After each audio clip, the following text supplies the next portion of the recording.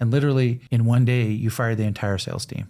We decided, Cody and I made the hard decision. We're like, okay, we need to start over. So we let go of the sales team. He and I took all the demos from there. We cut all advertising, and then we actually had more sales. How many employees does Baton have right now? We have 4 in the US and then 50 abroad in the Philippines. We have 2 sales reps who are in the Philippines, and they're just killing it. So that first year I brought on Cody, we did about $150K in revenue. So really not much, but still was something. Yeah. Oh, yeah. Super proud of it. Like, wow, 6 figures. Yes. Really love and this just took off like wildfire. I mean, first year after getting a little bit of capital, you go from 100 to 700-800K, whatever. And then the next year we hit 2.5 million. The year after that was 4. And you're on your way now too? We're trending towards 7 right now this year. So great job.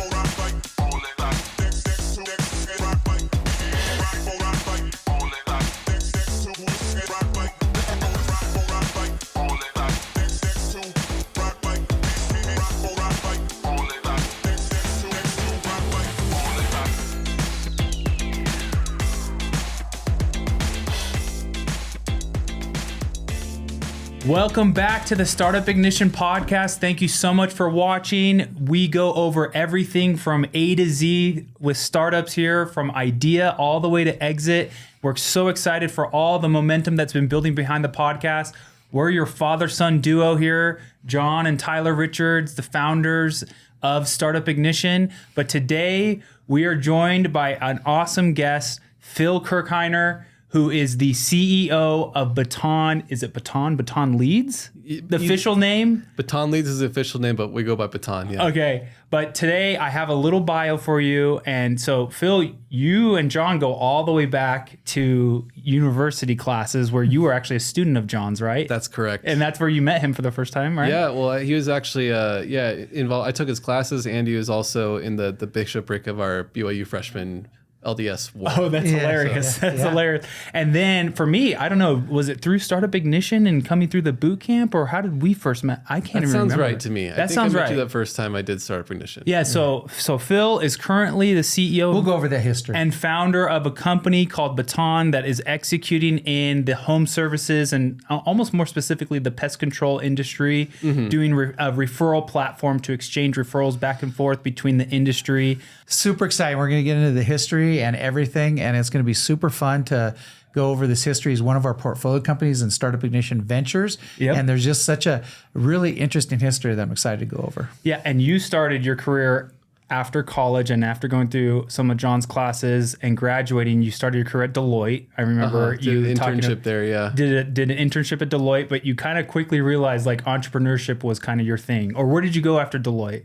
Yeah, well, actually, even before doing an accounting internship at Deloitte, I got into BYU on a music scholarship to play drums. Oh, That's what I thought I was going to do. I was all into the marching band stuff and drumline. Even freshman year at BYU, when I was taking John's classes, I was teaching the drumline at Maple Mountain High School after class in the evenings, and it was an absolute blast. And I wish I could get back more into it, but I had a breakdown shortly after starting that year. I was like, oh no, I don't think I can make money as a musician. So I was like, oh, the accountants, they know about money. Yeah. And, so I come to my internships, I find like, oh, they just count the money, they don't make it. And then I was like, oh, the salespeople, they make the money. So I did summer sales for a few summers, and I was like, well, this actually, I really don't enjoy knocking doors, even though it was paying the bills.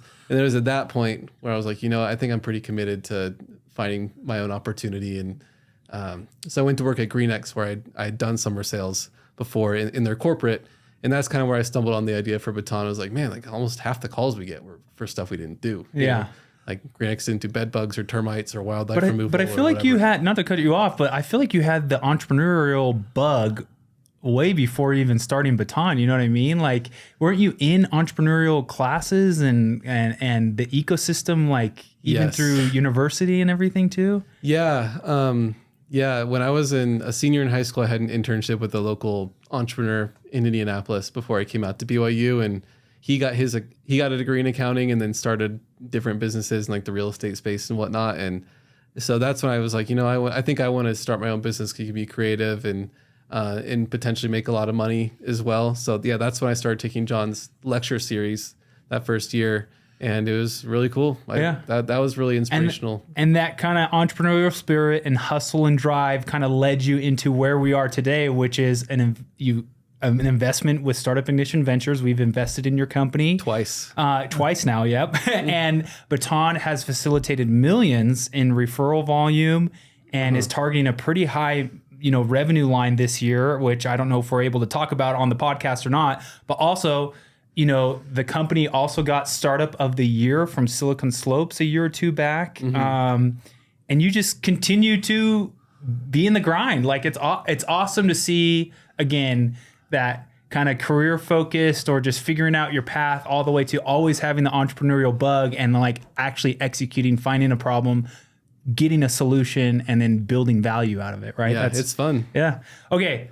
Before we get into all of that, though, because I want to go all the way back to when you met my dad, but before we get into your deep history here, I'm going to do a quick icebreaker for the podcast. If you've ever seen one of our episodes, we always do an icebreaker with the guests just to kind of get into the podcast mood, and it's really lighthearted and fun. We're going to do it for like 5 minutes, okay? All right, I like having fun. Okay, and this one is a rapid fire this or that, okay? Okay, so when I tell you two things, I want you to tell me which one you like more or worse, or which one you like better, right? Okay. I'm ready. Okay, energy drink or coffee? Energy drink.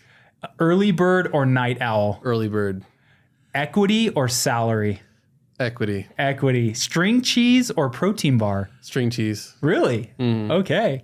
Work from home or work from office? Office. I like it. Summer or winter? Summer, big time. Musk or Bezos? Musk. Stealth mode or public launch? Public launch. City life or country life? City life. Really? Yeah. I guess you did move from Seattle. You guys were up in Seattle for a little bit. Did you like your time in Seattle? We loved our time in Seattle. And sometimes we dream of like, let's just go move out and get a bunch of land somewhere. And we do want to buy like land and have a house someday. Like a countryside land? But I don't know if I want us to be like all rural. Yeah. I don't know. I guess I'm too hyperactive to have that much peace in my life. You have to be close to a Costco. I think that, and a major airport. Yeah, so you can only go so far. Okay, last one of this or that, and then we'll get into the real segment here. So, bootstrap or venture back? Bootstrap. No offense. Yeah. Why bootstrap? I just think it forces you to be more creative and resourceful. And it's we haven't raised a lot of money, right? And you guys have always encouraged us to be really resourceful. Yeah. And I think it's made us much better. To do that way. I mean. But I don't know. I think maybe the next business, maybe it would be wise to raise money up front to like speed things along. Maybe I won't have the same patience to be on the ground floor, doing so much hustle right away. But I don't know. I really liked going the first few years without paying myself because it you just get really close to the customer. Yeah. I liked it. I don't know. You force yourself to find the real product market fit and force it's like every day is an exercise in prioritization. You can only, if you don't have any money, like you have to focus on the one important thing. But if you raise a bunch of money, then you're under all this pressure to spend it on whatever you can spend it on. Cool. So yeah, I like it. I agree, actually. So thank you for participating in my rapid fire this or that real quick. I thought you were going to ask harder questions. Yeah, no, it's lighthearted. I hope you weren't sweating too much. I thought I was going to get like real personal or something. What's the last thing you've done in your relationship? Yeah, no. Okay, so let's go back to that freshman year or whenever you met John, because John was a professor at BYU for 12 years in the entrepreneurship program, and you met him there. Legend. How did you meet Phil? How do you remember meeting Phil? Well, he was in, for those outside the area, Brigham Young University is the LDS or Mormon church sponsored, and I was an ecclesiastical leader in the congregation. Students come in there, and they're all part of a certain congregation, and he happened to be in that. We call them wards, and he happened to be in the ward. And I got to know him. And literally, I've told this story a lot of times to a lot of people about Phil. Phil, instantly, I recognized he was just whip smart. And I say that word about very few people. He just literally really intelligent and really, but very teachable. So that means, that's a humility where he'll listen to mentors and take advice, and he'll think about things. and he has his own opinions, but he will listen to been there, done it people that have had more experience, and he'll do the best of his own ingenuity combined with advice from mentors. And I noticed that real early on. And I even said to myself, because I was an active angel investor and very involved in the venture ecosystem at the time, just as I am now. And I said, someday this young guy is going to do something and I want to invest in it or be a part of it. And I said that to myself. And then, and we can tell more about that first year and your feelings. And you met me, and I think did you seek out purposely to be in a class where I was involved with or not? I can't remember. You might have, yeah. I don't know if it was promoted in the ward or something, but yeah, I mean. What did you, because I probably talked about my experiences there. What did you major in? I studied accounting. Okay. Yeah. But right away, or when did you decide accounting? In your freshman year? I decided accounting freshman year. Okay. Yeah. So then you were in the business school. So then you heard about these lecture series, entrepreneurship lecture series, of which I was running and all that. So that's when you came into that. Did you take any of my other classes or just that one? I did the 1 credit lecture series, and then there was the Creating New Ventures one? Yeah. You went up to that actually too. So that's, like often a major in entrepreneurship takes that. Well, so that's where I thought. I want to touch on that attribute of Phil that you just touched on. You kind of glazed over it, but I feel like it's one of like Phil's superpowers, which is like being very teachable, but also very smart, right? Not a lot of smart people don't take, feedback or criticism or even kind of correction very well. Or Phil is like, he's smart, and he knows he's smart, and he's very smart in everything, in the decisions he's making. You guys are a little too you're saying smart too much. Yeah, but listen. Here's one of the problems with entrepreneurship, and from our perspective, and from a mentor investor such as I've been for decades. So you run into an entrepreneur, and there's lots of entrepreneurs that act and pretend like they want advice, the acting, and they but really they're just doing it because they just want to get money. Okay. And that is the people that do that do not realize how transparent that is and how you can see that instantly. Yeah, you can read right through that. And they don't understand that. And you're not that way. And that's what we mean, that you could bootstrap completely a company, and I believe you could pull it off fully bootstrapping. But and the best strategically got money and that type of thing. So but the best founders aren't the ones who have all the answers. The best founders are the ones that are, seeking feedback and staying humble and adapting fast to that feedback and changing the path that they're on to the correct path or to the mentored path or to the advised path, right? Yeah. And I feel like that's they're super strong on their own. Yes. But they go to the next level because they're really good at assimilating advice. But I think VCs and other people around smart founders don't expect the founders to have all the answers, but to find those answers and to complete it at the end of the day, right? It's a search for truth. I think portraying like you have all the answers actually does the exact opposite. It makes everybody feel inconfident in you, right? Yeah. So anyways, so that compliments to Phil about that attribute. And I think that's going to come out when you see the business idea and then model that was developed here. But let's go. So anyway, so he's a freshman. Yeah. And he takes my lecture series class, which is where we have 13 entrepreneurs come and visit the class during a semester. Mm-hmm. Then he takes my Creating New Ventures class, a pretty hardcore entrepreneurship class. Yeah. And he's in that. And he's an accounting major doing that. In that class, you're supposed to create a new venture. You're supposed to create an idea. And you learn the ideas. What did you do? And it basically is the curriculum for that later in life gave birth to Startup Ignition. Yes. Yeah. But so what was your idea? I'm just curious. At that time, that was probably my junior. It's probably my 3rd or 4th year at BYU, and I did 5 years because I did. Yeah, you can't take that class to your junior or senior year. Yeah. Yeah. It's a 400 level class. It was a blast. So I took my business everybankbonus.com into that class. So the first technical business I started was a content website where we aggregated all of the different bank account promotions that you could sign up for a different bank account or checking or savings account at these different banks.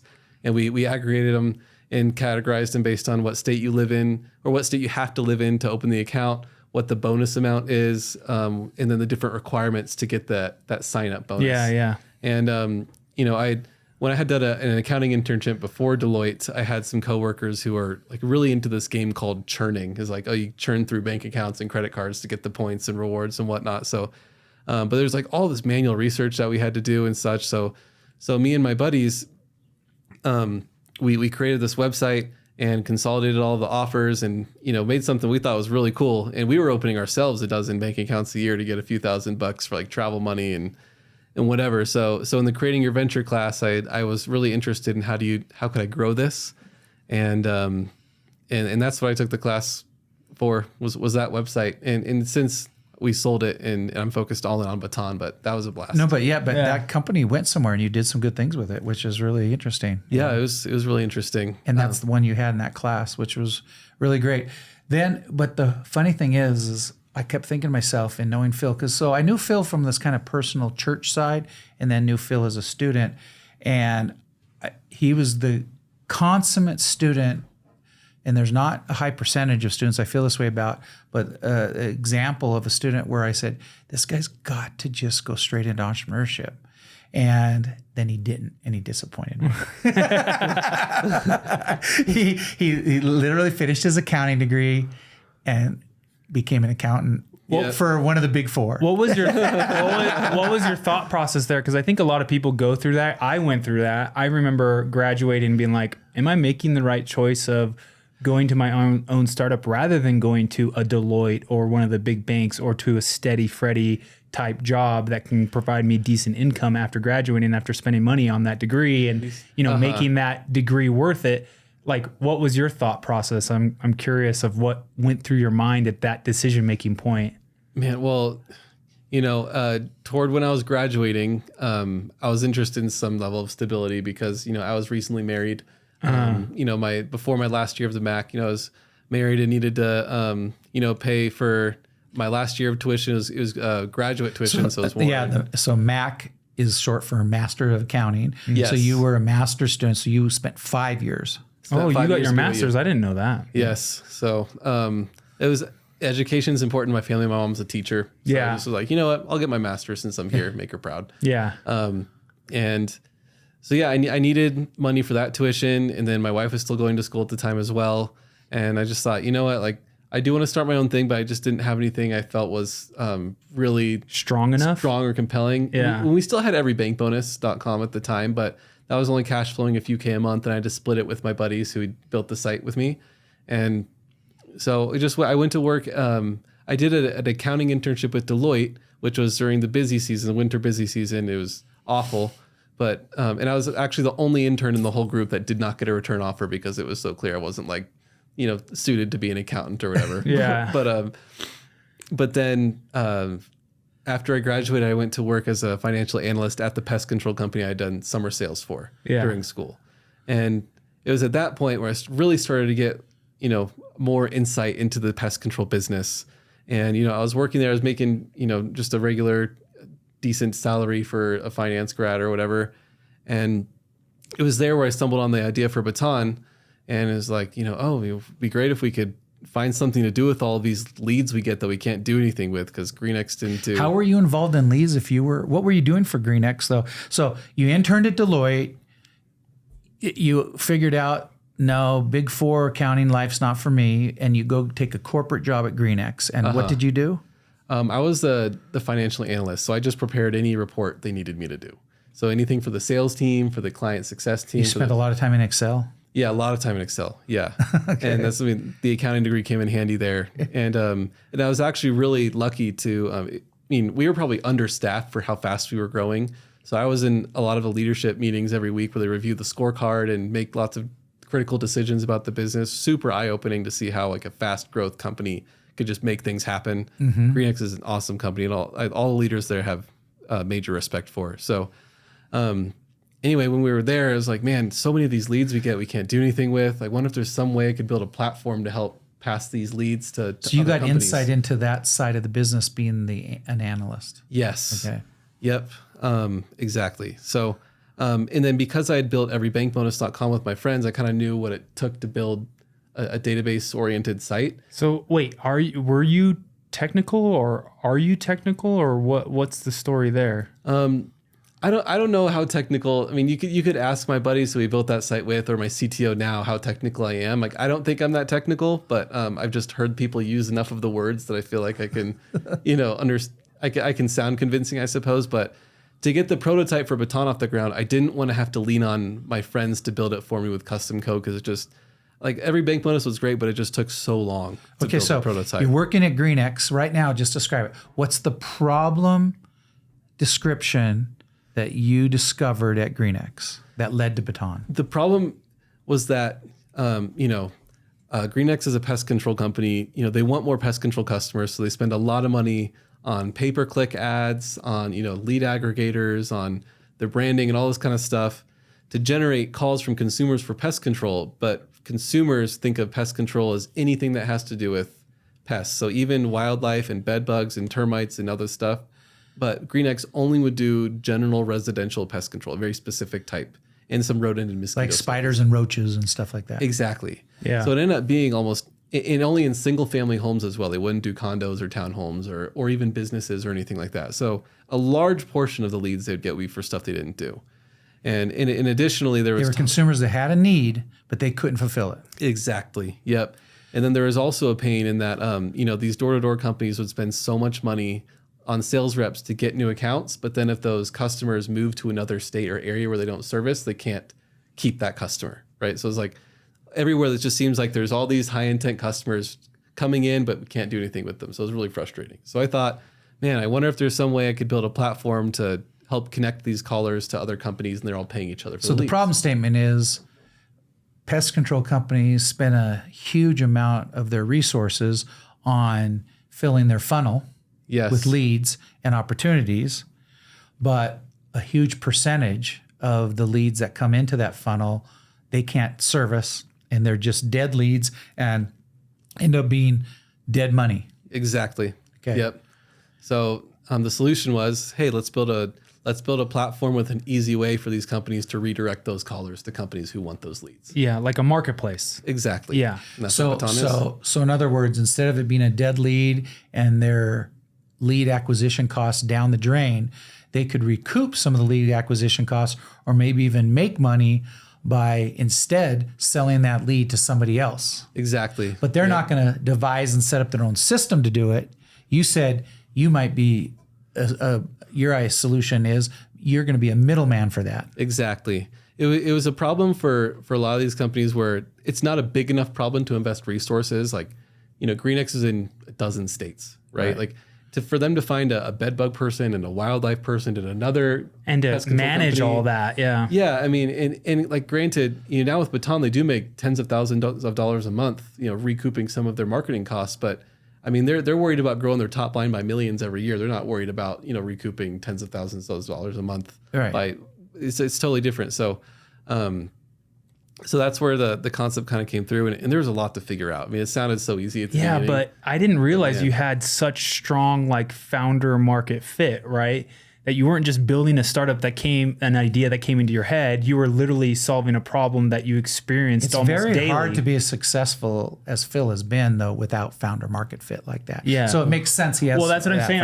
I think that you're discovering that he has founder market fit. Well, I'm saying that is a correlation between a lot of success, is that your insight into the industry perfectly aligned with the product that you were building, right? Like, you literally experienced the pain. And I think investors really love that, right? For founders that have founder market fit, when a VC sees that, it's really attractive, because it's not like you're just solving an unknown problem. You're solving a problem that you've literally firsthand experienced. And it's almost an unfair advantage, right?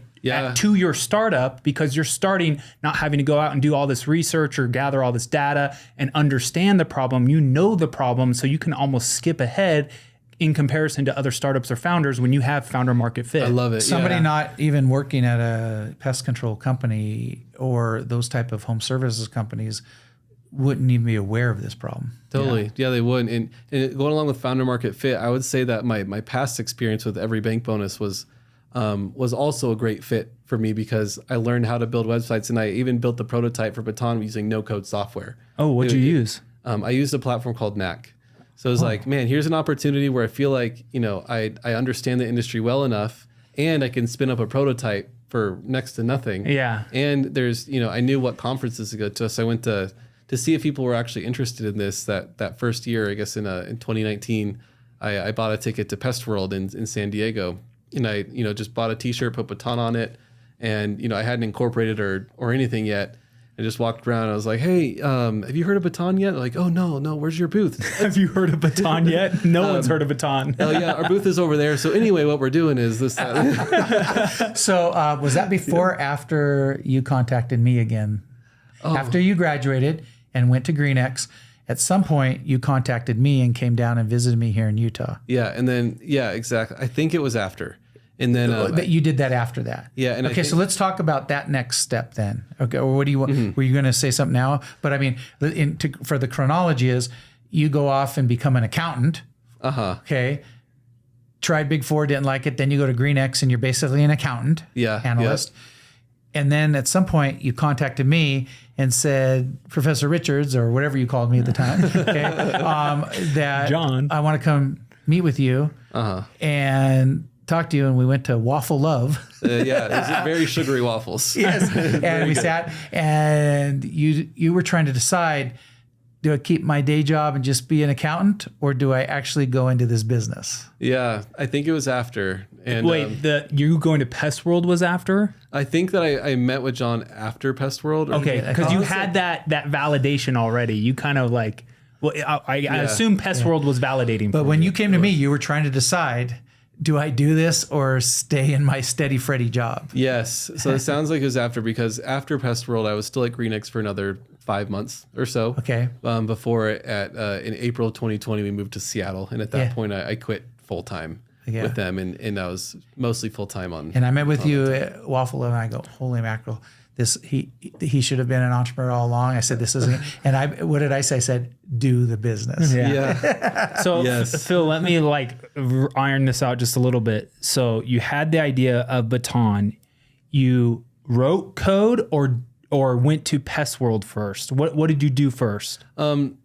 So before Pest World, the summer before Pest World, my wife went on a study abroad for a few months when she was still in school. So I had a few months, and the idea was kind of like tinkering in my percolating, head. Yeah, because I was like seeing it. So I just kind of learned the no-code platforms. Like, I built like an idea for this and just other random stuff to see if I could learn how the no-code stuff worked. And then by the time Pest World had come around, I had a very good understanding of how I would build the platform based on more feedback that I would get from people. So you had also been talking to the market and customers prior to Pest World, and you took the leap to go to Pest World because you had that small validation from the few people you've talked to. And you're like, okay, I cannot not go find out more about this and execute on this, right? Yes. Yeah.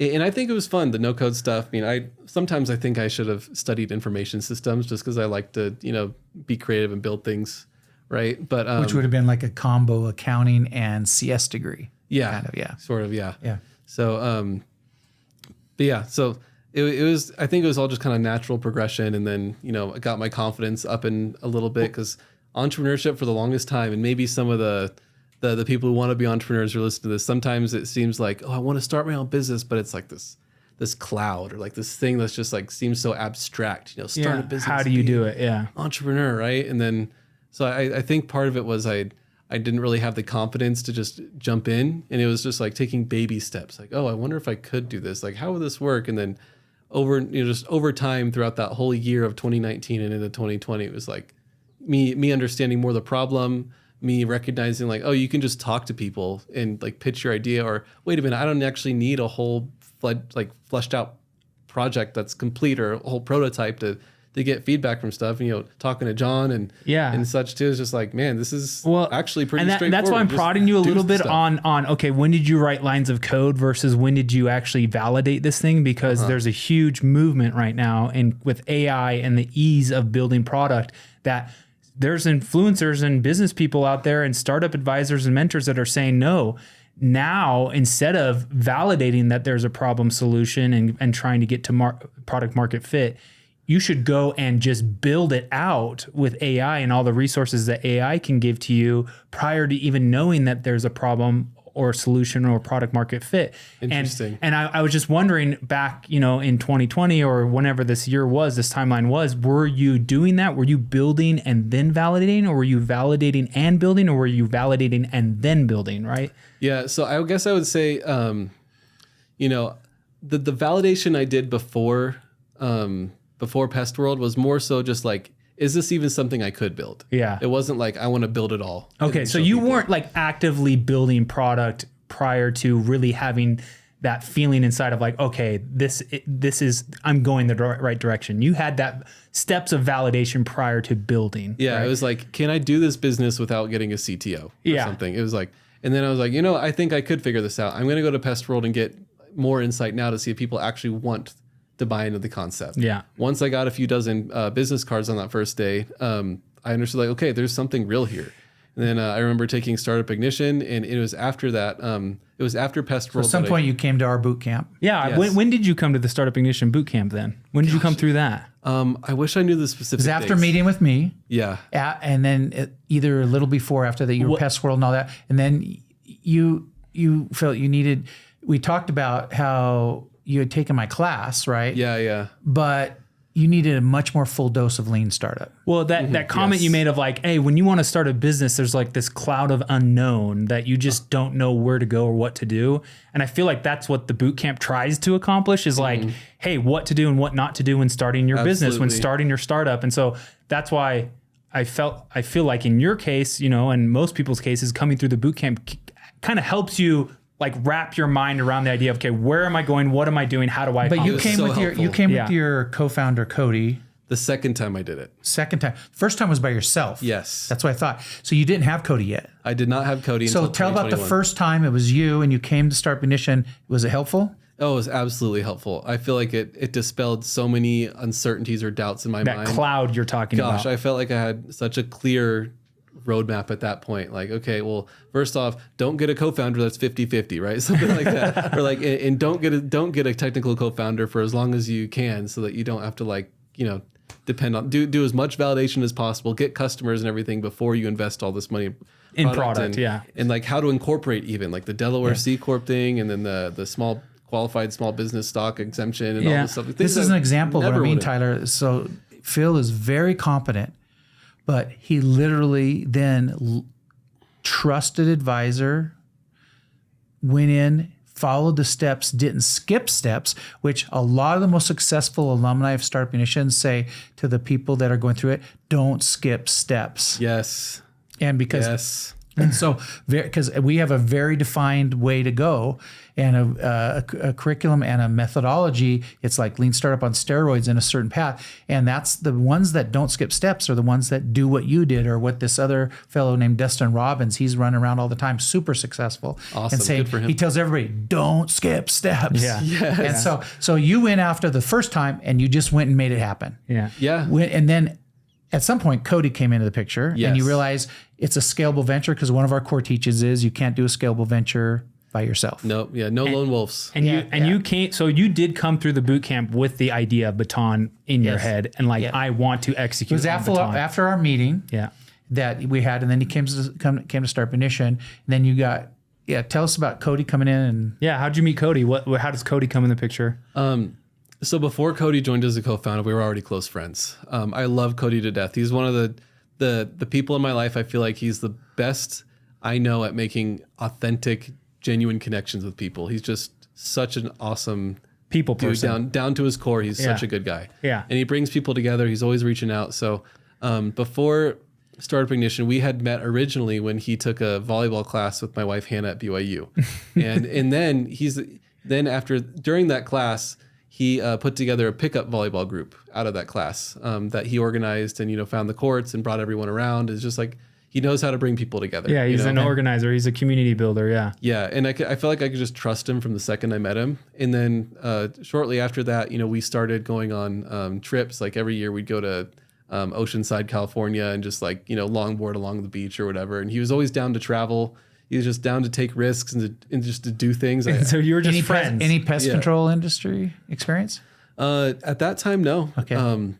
Well, actually, sort of. He sold for GreenX for like a few weeks in one of the summers because he had done Vivint before and then was doing other sales. Well, that is some insight you're going to get from that. Yeah. Yeah. Yeah. So by the time early 2021 came around, I knew I needed some help because I was doing all the product stuff with our first 20 customers or something that I had gotten. I'd built the no-code platform and I wanted to keep selling, but I didn't want to lose momentum on the sales side anytime I needed to focus on the product or business model or something else, right? So, I thought of Cody as like, he just seems like the kind of guy he'd be so good going to trade shows because I knew that was going to be an important channel for going there. It's like, I know that he's going to be able to make connections and friends and like bring people in. I know he hustles, he works really hard at sales and all this stuff. And I could just trust him to be proactive and maybe he'd even be able to come in and, be like a true co-founder. You wouldn't need a salary right away. It's important. It's hard to find sometimes, especially when people have kids.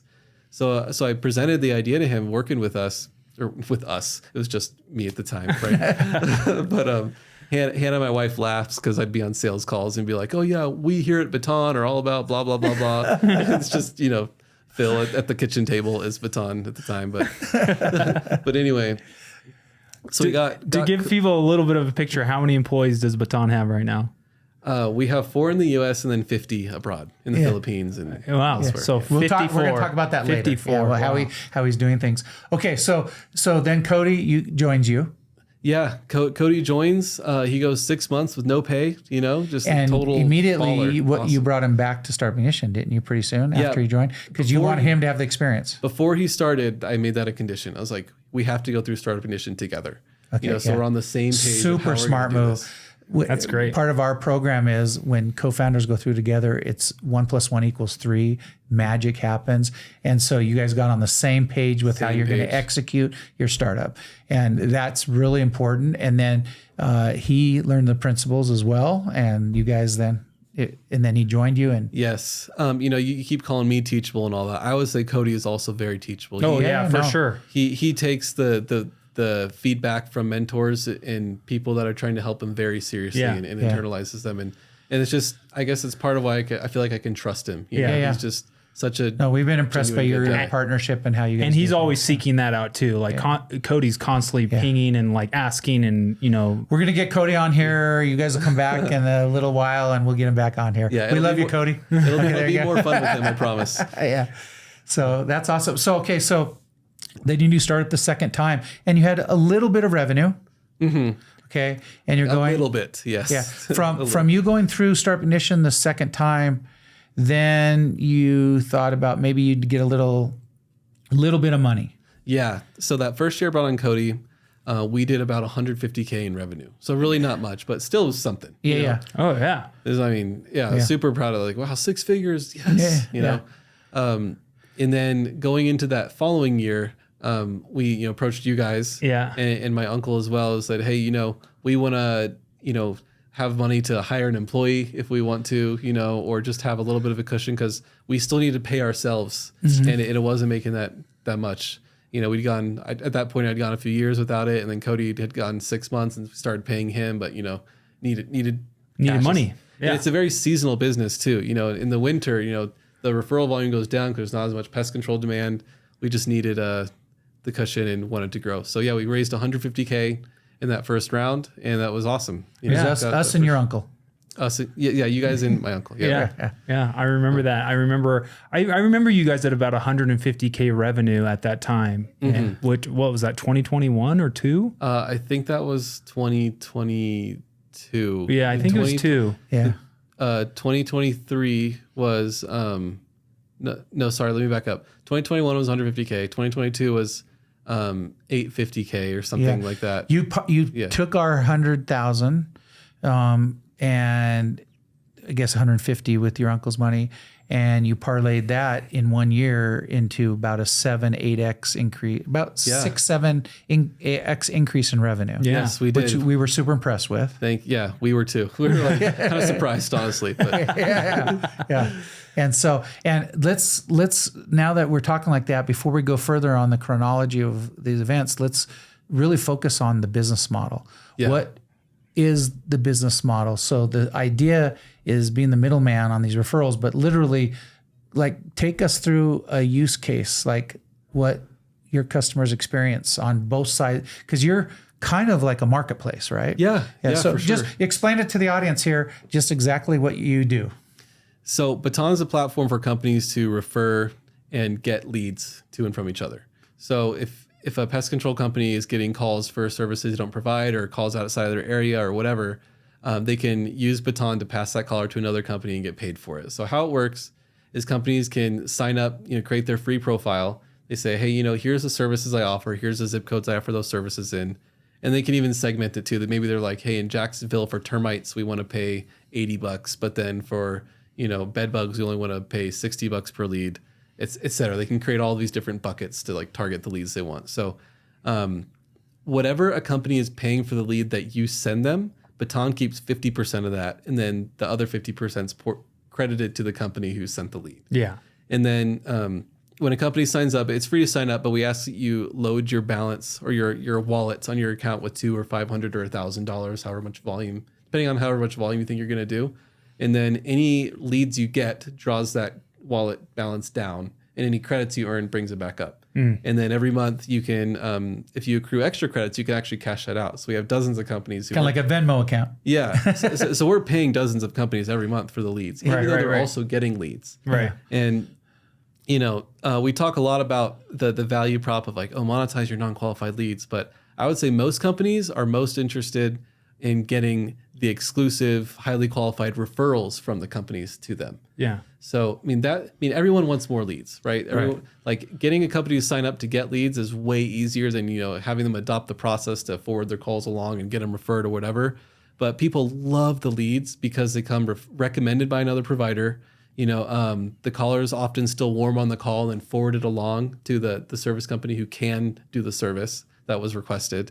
And it's a bonus that they can actually remonetize some of the leads they get but can't service. Yeah, but I think there's two elements there. Obviously, they can make a little bit of money by just not saying no and hanging up the phone. Exactly, right? yeah. Okay, but also, if they want to be a good business owner, they want to take care of people who call them. Yes. And they can be known as an answer. That person may in the future become a customer of theirs. Exactly. But right now they say, we don't do that. Like, for example, I've got raccoons in my attic. Right now you do? Or No. Okay. Not me. I'm using an example. Okay. So I got an answer for that. So right now there's a pest control company that does spiders and roaches, right? Yeah. They get a call to remove a raccoon from an attic. Yep. We don't do that. They could hang up and click and nothing happens. Yep. Okay. Instead, they say, you know what? We don't do that, but we can put you in touch with somebody that does. Yep. Exactly. That's a great service, right? Fantastic And so service. then what happens is they entered into your system, and a critter control versus a pest control company picks up that lead, loves that lead, Yep. pays big money for that lead. Yep. You make money, they're making money, and the original pest control company's making money. Yeah. So you've created this incredible ecosystem. Yeah. Thank you. It's a win-win-win for sure. Yeah. Or I guess you could say win-win-win-win. The consumer wins, the referring company wins, Baton wins, and the company gets the lead. It's really, really good. Really love and this just took off like wildfire. I mean, first year after getting a little bit of capital, you go from 100 to 700-800K, Yep. whatever. And then the next year, Next year we hit 2.5 million. The year after that was 4. And you're on your way now too. We're trending towards 7 right now this year. So Great job. To the viewers and listeners out here, this is incredible. This is not easy to do. And for all the talk on entrepreneurship, and you guys have kept most of the ownership of your company Yes. in this process, which is what we teach and encourage. yes, thank you. Okay. And it's amazing. When you presented at our last annual meeting, you were definitely the biggest buzz amongst the limited partner investors. Biggest buzz, no pun intended, huh? Exactly. That's awesome. Yeah. So what do you attribute that to? Because I know when you're small, it's pretty easy to experience some revenue multiples year over year, right? When you're going from 100,000 to 300,000 and 3xing, okay, yeah, great, got it. But to continue that trajectory of what you're doing, where you're trying to at least double almost every year on millions of dollars of revenue. What are you keeping in mind? What did you do to get that? What are you doing right now to still experience that? How do you sum that up? That's a good question. we've had some discussions with the team about how, why are we growing so much? Because some companies, they grow 10% and they celebrate. It's a big deal. Because not to cut you off, but I remember you like 2 years ago saying, I think we've tapped out in pest control. It's like, you're still growing. Yeah. Yes. Saying that for a while. And you've got a lot more to go. Yeah, a lot more to go. Yeah. So, I can think of a few things like, there's tactics, right? Like, oh, we did this or we focused on this or whatever. But I think the mindset or the vision aspect of it as a company is kind of why we've kept growing. I saw this at GreenX. I thought, why is it that GreenX is doubling revenue year over year when all these other pest control and service companies struggle to get past, 1 to 3 or 5 employees, And something I learned from watching them execute is just their vision. They just said, we are going to grow $1 billion pest control company. And so every decision we make is framed around that. Yeah. And especially, Matt Flanders, he's a trusted advisor as well. I really appreciate it. If you listen to this, thanks, Matt. He's always emphasized like, why is your goal so small? Why aren't you like pushing for more? If I had set small goals at GreenX, we never would have, grown to as big as we were. It's like, you know what, with that in mind, every year that we've set a goal, we've hit that goal. Yeah. So I think, time to push yourself. Yeah. Yeah. It's like, well, in each year I get a little scared, like, how are we going to do this? But because we're just committed to it, we figure it out. You know? And I think we do get lucky in a lot of ways. I think every entrepreneur gets lucky. But I think luck is part of entrepreneurship. But again, luck is when opportunity meets that preparation, right? So if you're not prepared to seize that opportunity, you're never going to get that opportunity or have that end achievement, right? Yes. Yeah, for sure. So how did we keep growing 2x or not quite 2x or whatever it is? Each year is just like, that's just what we say we're going to do. And we figure it out. The short answer. You know? I don't know how in the weeds you want me to get about like the specific things we've done. There's definitely 2 before we end here, and we've got still some time to go, but there's 2 major things that I think our listeners and viewers will really like to hear about. Okay. I'll make sure we cover that. But just generally, it's amazing what you've accomplished. And I'm telling you, viewers and listeners, we see thousands of startups and entrepreneurs, and Phil and what he's accomplished is a rare occurrence because he's just really good, and the idea was really good. They did the business model validation and development really well, and they've been very careful to follow lean principles. And his co-founder Cody is right there alongside him. This is really important. And the whole team. And this is really important. And also, Phil has minimized dilution. Mm-hmm. And he and Cody and the team are going to own a huge part of their very valuable company. This is a lot of great things. But it's obviously not been perfectly wine and roses all the time. No. Okay.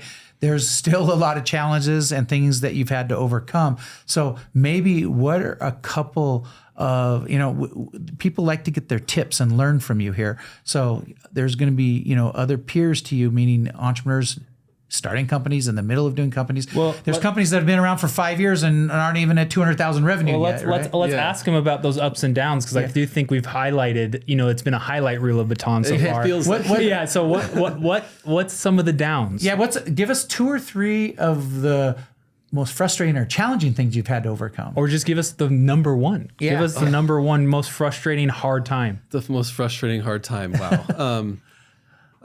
How do I mean? In a business, a lot of things happen at once. So it's sometimes hard to be like, what's the, there could be like so just go down 2 or 3. Yeah, I'll go through a few. So my whole life, I feel like I've considered myself a people pleaser. I like to be liked. I don't like conflict. And, anytime there's conflict, I'd rather kind of, avoid it or kind of appease people and whatnot. But as CEO, probably the hardest personal challenge I've had, at least as Baton has grown, is having to, make tough decisions, and also make decisions that people don't always like, hiring people, firing people.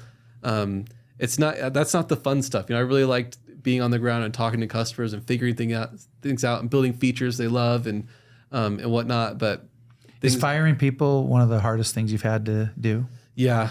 That's it. We've talked on other podcast episodes that I've shared my experience. I was terrible at it. I was a people pleaser. Halfway through my career, I learned to do it right, and handle these issues. And it's really important. But that firing people, that's tough. Tyler cried the first time he had to fire a major person. I cried. The woman cried. I fired the first time. So it's hard, right? Well, it's because usually when you're firing, you're in some kind of cash crunch mode where it's like, man, I can't afford to have this high paid person. So usually you are getting rid of the highest paid and therefore the most executive, or therefore the closest to the founding team you almost are. Yeah. And so it's not like you're firing a customer support rep who makes, $5,000 a month. You're firing your C-level person or that VP level person. It's like, I can't afford you. I'm sorry. I've worked with you for a year and a half and we've gotten really close, but I have to fire you. Right. Yeah. So small startup companies are also pressure cookers, and it's very intimate, right? It is intimate. And so then when you have to do that, but how have you overcome this tendency to be a people pleaser? Yeah. Well, at some point your back's just kind of against the wall and you have to do it. I can think of, shortly after, was it the end of 2023? I can't remember what it was, but anyway, we were coming up on a slow season and we had hired several salespeople. We were spending a lot on marketing, but going into the slow season, it was becoming apparent that we either needed to raise money in the spring once we ran out of cash, or we needed to make a correction. So we just, Cody and I had a lot of tough decisions. We're like, we can't afford to be spending this much money on marketing and advertising, and even the sales reps just weren't producing as much as we needed them to. So. But we really liked all of the people on the team. We become close. Like you said, it's intimate. Sometimes when you start off as a startup too, you hire friends even. People you've known for a while. So you have to be careful with that. Yeah. So just a lot of lessons learned going through this. So, but I would say that getting past those hard parts, just leaning on Cody as a co-founder and talking through that stuff and like, hey, we're in this together. Yeah. Make these tough decisions. That has been super. So valuable. you brought up one topic I want to make sure we cover. Yeah. Okay. This happens a lot, so I want people to understand this in the process. So you hired a local US based sales team, and you got salespeople in, and you still mentor and advise and consult with us a lot. Yeah. Okay. And you came to me and talked about your issues and problems, and literally in one day you fired the entire sales team. Pretty much. Is that pretty much what happened? Yeah. So I mean, we didn't just say, hey, you're all fired. Well, you talk as much detail as you want, but just give a picture of how that happened and why that happened. Yeah. The formula we talk about in Startup Ignition is, lifetime value of customer compared to cost of acquisition, right? Yeah. It's got to be 3 to 5 times more than the cost of acquisition to justify it, you know? And we're just looking at the numbers, and it's like 6 months in with the sales team, and we just love the guys. They're all so great and wonderful. But the sales they're producing, many of them came from our own internal lead generation.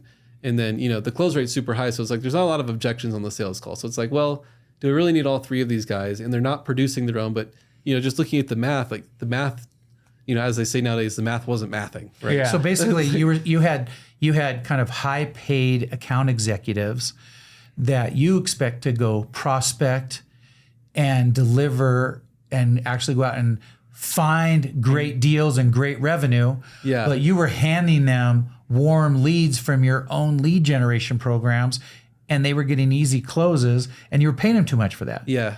Yeah. Is that really it's it? Just like, it's just like, well, like we're paying someone, a base plus commission on this stuff. It's just not, we might make money on their accounts eventually, to pay for themselves, but it's not going to be the 3 to 5x. Because you could close these same leads with a lot lower paid person. Yes. So we decided, Cody and I made the hard decision. We're like, okay, we need to start over. So we let go of the sales team. He and I took all the demos from there. We cut all advertising, and then we actually had more sales, because our focus was we could generate more leads. We had better cash flow. It was like overnight, our 12-month projections was profitable. This is so important for our viewers and listeners to understand.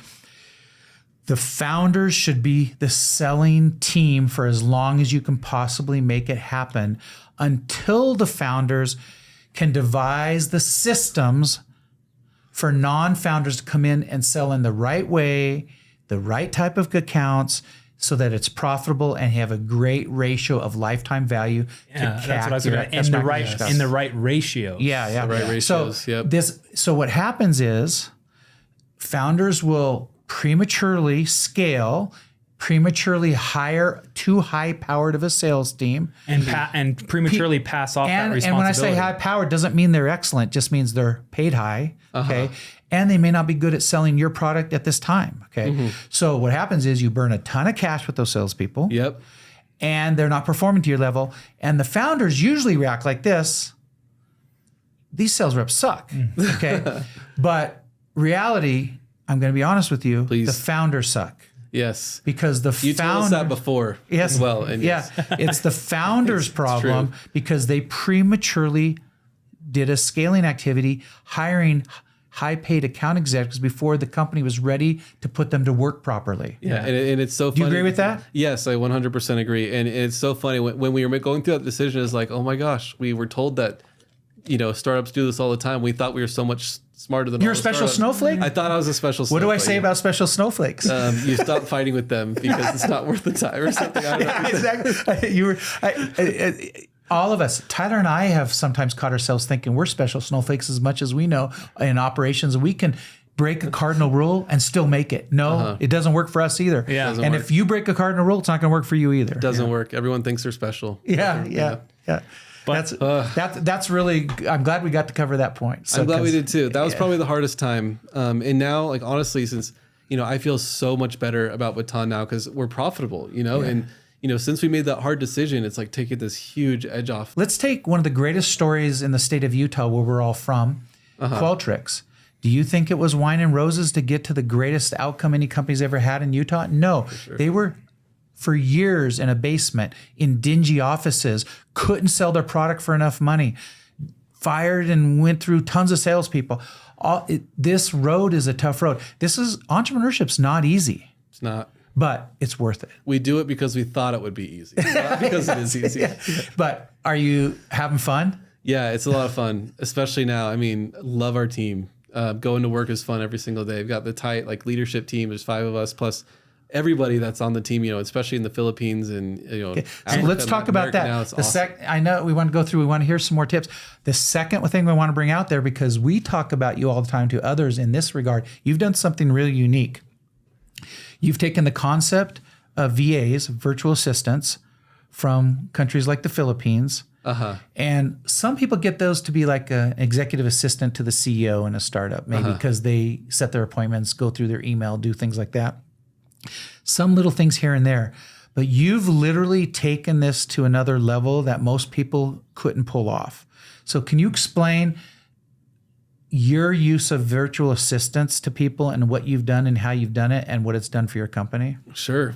First off, I want to give a shout out to Eric Espinosa, who taught me everything to know about that. Part of our Startup Ignition family. Yes. Okay. I mean, he opened my eyes to this. It wasn't just like, hey, with every bank bonus before, I had hired a data entry specialist out of Venezuela through some agency to do some data entry stuff, and he lied on his hours and didn't do a good job, was bad at details. So I had just in my head written off any foreign workers, I didn't trust the whole system. So, but then Eric, he and his Coconut co-founder Tyler, when they were doing Venture Validator, they had hired some, Filipino virtual assistants, and they had this whole process to follow for hiring and vetting them. And they on Marco Polo, they kind of talked me through all of how to do this. So I was like, oh wow, I could just find a virtual assistant. They could just do they're just like a team member remote, but I pay them $5 an hour instead of $5K a month or whatever it is.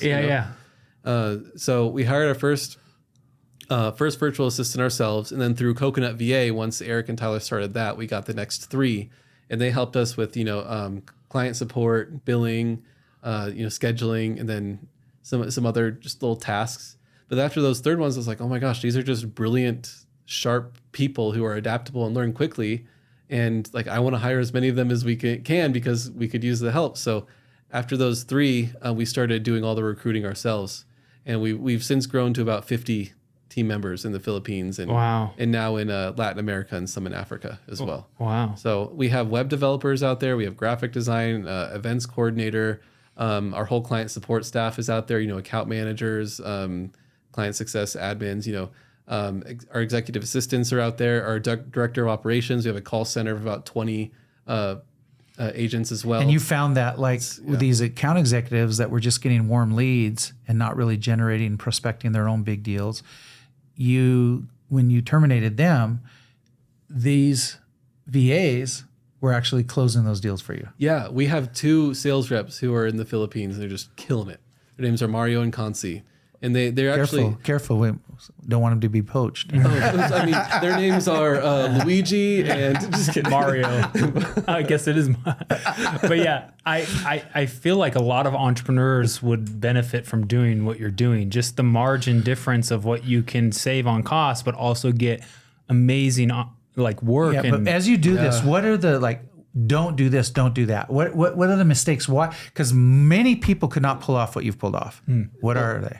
Our usual rule of thumb is remote work it's hard. It's hard to manage. It is hard to manage. So, I mean, you've got to, I mean, it's just like a feedback loop. You got to be always willing to learn and adapt, you know?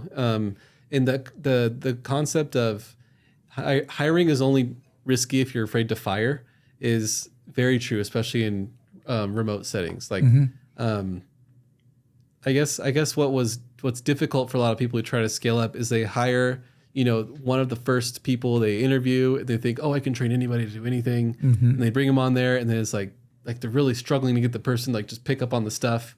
And then they think, oh man, just hiring Filipino workers doesn't work for us. It didn't work for us because, you know, it didn't work out with this first person. Well, for my executive assistant, I went through 4 or 5 people that I trialed for months. Wow. And ended up with my guy, Jay, who's phenomenal. And then a lot of our roles, you know, we're willing to take the time to find the right. So in other words, it sounds like with VAs, you can actually iterate faster. Yes. The process goes faster because when you hire somebody here in the US and you hire them to a position, they're this W-2 employee.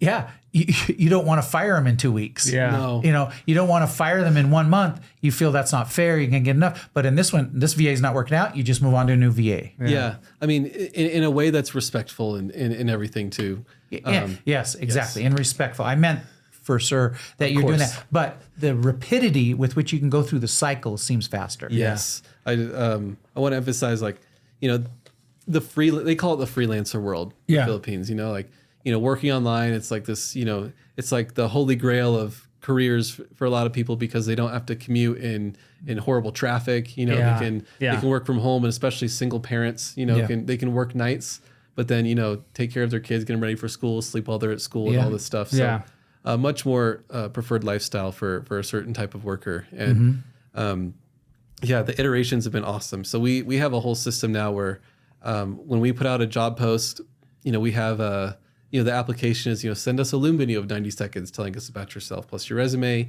If we like their Loom video and how they communicate and present themselves, and they seem, you know, sharp and with it, then we'll send them a test task that's relevant to their job. Yeah, you can test them easier too, yes. right? And with American workers, I feel like, you know, in the web development industry, they might have you do like tests. Yeah. But I feel like the average workers, you know, might even get offended if it's like, hey, do this test for us before. I don't know. Actually, like, I'm not doing that. And actually, it's like it's just not part of the way we do things. It's not. Yeah, so it's interesting. And okay, I also noticed one thing. Is this correct?